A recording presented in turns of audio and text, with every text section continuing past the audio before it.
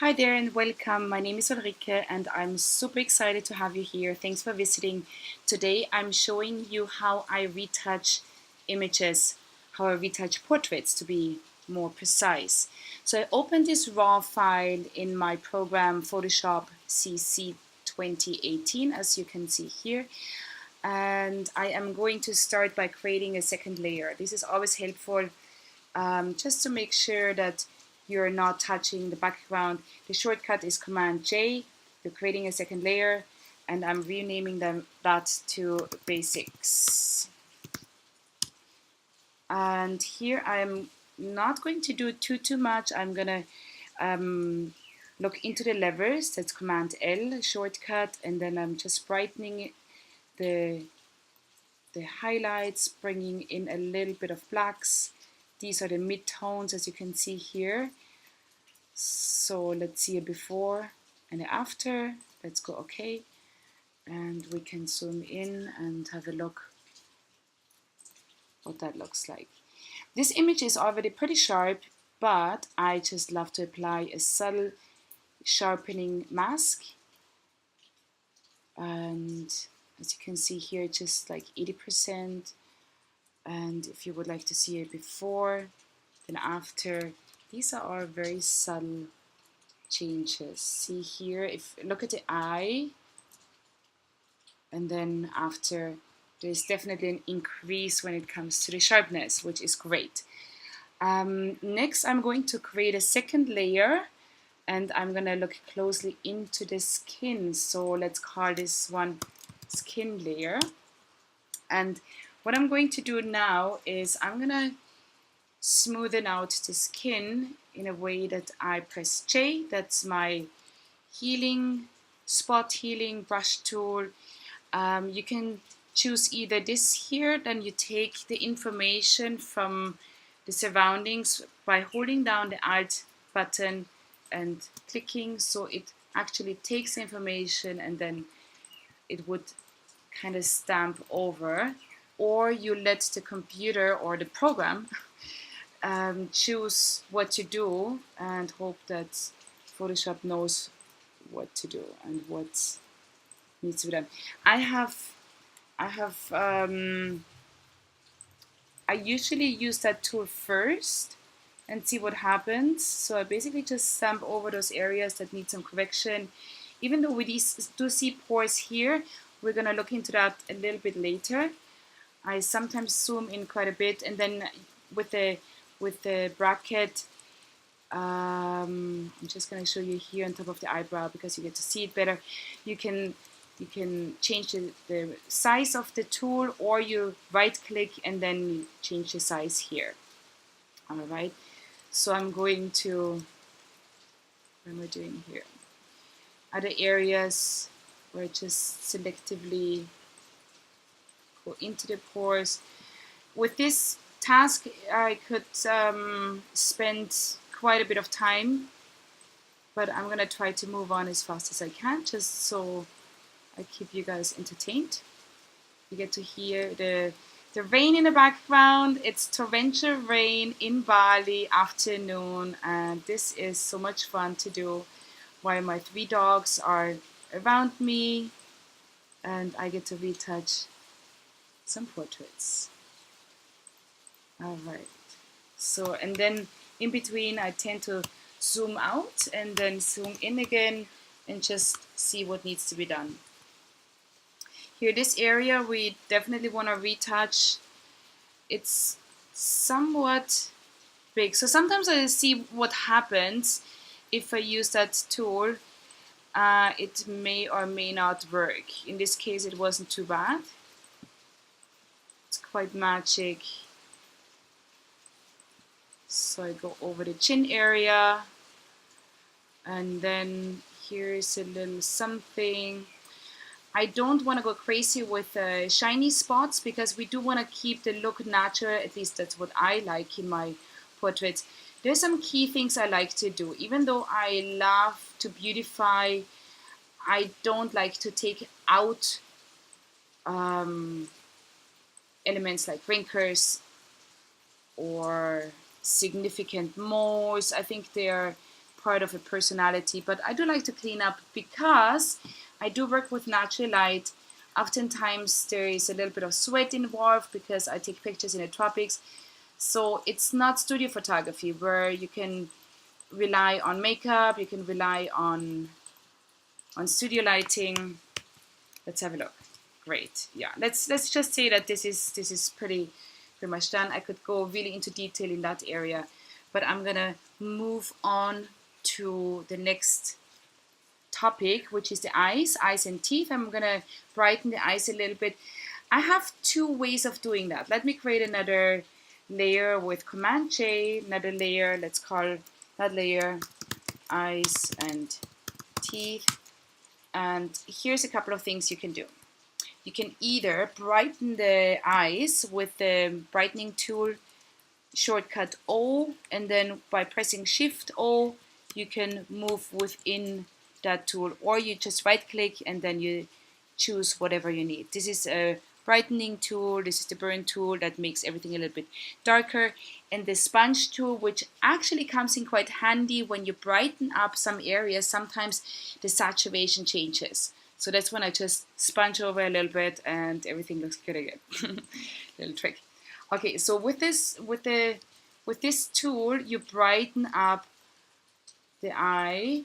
I prefer to stay in the lower part of the eye because naturally you see the eyelashes that block some light from coming in, and if you brighten up the whole entire eye, that starts to look fake. So we do want to work in a very subtle way. And then also with the teeth, same approach, nothing crazy. Let's have a quick look before and after. You see there's nothing really crazy going on. We can blend out that layer, and I'm just going to show you on a different layer. Hold on a second. I'm not going to do it this way. Just going to throw this away.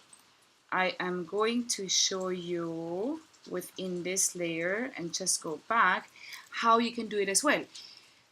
You can go to levers, just like we did at the very beginning, and then increase the bright areas and then come down with the blacks, get quite a contrast. Only look at the eyes now. Try to not look at skin or anything else. You go back one step, click here, go to history brush, shortcut Y, history brush is here. And so we are putting in anything.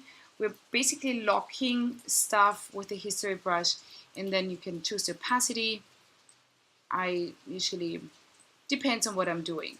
So you can put in what you did before and see here the red below her pupils that starts to come out quite significantly. Yeah, it's a bit of an extreme procedure I've just done here. I'm not sure if I like it that much. So let's go back to the original tool and just make the eyes a little bit brighter like I did before. My exposure is very, very little. You can increase that tiny bit. I like to brush over more often to just be able to fine tune. And then here as well. Again, don't go over the whole entire teeth all the time. Stay in the lower part. A little bit of brightening in the lip. Great. So next I would be looking at this area here under her eyes. There's a little bit of smudged makeup going on. There's a little bit of shadow we see here. Maybe I might want to soften the wrinkles just a little bit, but not take them out completely. That's my approach. Never take out anything, just beautify and soften in order to have details like eyes stand out. Let me just take out the saturation slightly, like we talked before, sponge tool, and then I'm just gonna go over here very quickly. See the opacity is 10%. We have it before and after. See, that's how I zoom in. Considering that, you know, there's scrolling going on Instagram and each image gets very, very little attention, I still love to do it. So next step is gonna be here under the eyes, and I think I will do that in a very straightforward way. Don't be shocked what you get to see here, but it has been quite efficient in the past. So we're gonna call that skin again, for the lack of a better word. And I am going to go into my spot healing brush tool again. In this case, I'm gonna really make sure that I pick up the information from the area I want to pick it up from. I know that looks kinda extreme, but I don't want to go over with a brush tool that doesn't maintain pores. So when you look here, even though the structure looks kind of weird, there's some structure going on. You see that? And so I'm working here. I'm gonna brighten a little bit later. Other eye. It's a quick and dirty kind of job, and at the beginning it looks very fake. I know. Don't be shocked. It's gonna get all better. So what we can do here, that's the before and the after, but we're not gonna stay here. So the opacity we can lower, and you get to see how it goes back to how it was before. But instead of going down with opacity, I much rather apply masking tool, and then I use the brush tool, and then I take out opacity is 80. You know what? I'm gonna take out everything and bring it back in. So first I take out everything I did, and then with Shift X you get to change these two, or you just go here. We want to lower the opacity and bring back in the information we applied before. That's way too much. Command Z, going back a step. Let's crank that down to 14% and see what happens. Let's do before, after. See subtle changes. Very, very subtle. Okay. And then before and after. So we are basically just putting back in those eyes. This is not ready yet, but I would say I'm gonna save this image for now. No, I didn't want to do this. I wanted to brighten a little bit below the eyes, just a tad, here, here. Okay, we're not done yet, but I'm gonna save this in the meantime. Hold on, before I merge the layers, I'm gonna save it and call this one Bronwyn 1, and then I'm gonna merge it because I can come back to that. Create a new layer, and this one I'm gonna call Magic, because you're gonna see some magic now. I have a plug-in filter, and that's my little secret. I love that plugin. It's called Portraiture.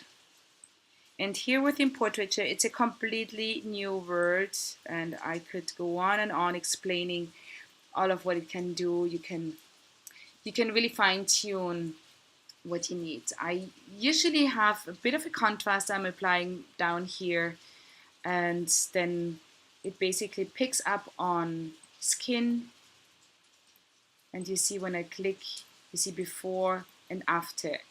It's the most sophisticated skin filter out there. It's just fantastic.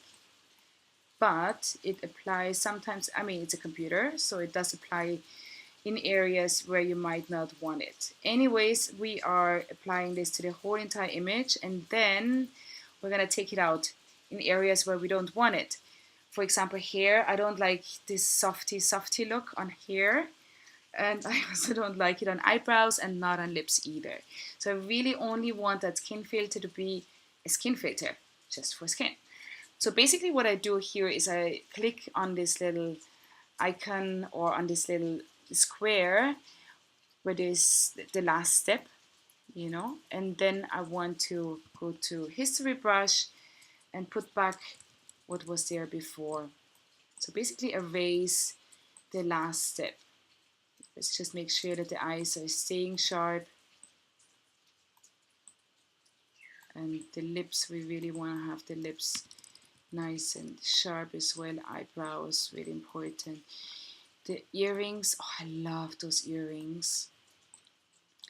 They're by Sakti Jewelry. Sakti Jewelry, my sweet friend Dara produces them in Bali, and it's just pretty stunning what she does. So then we want to look into skin color. I'm a pretty straightforward person. I press Command B, and then I just see where I might have to balance out a little bit. Since Bronwyn has red hair, her skin is reddish, and we don't want to take that out because it's part of her markers red. That's a notification. Sorry about that. So let's do it before and after. That's way more natural. One thing I want to maintain though is her blue eyes. So again, history brush. I'm going back into her eyes. Opacity 100 just by clicking the 0 a couple of times. You're going back. Teeth we want to have fresh as well. And then my very last trick, and don't be mad, is brushing over skin just ever so slightly. So here we go with opacity of 14%. That's pretty good already.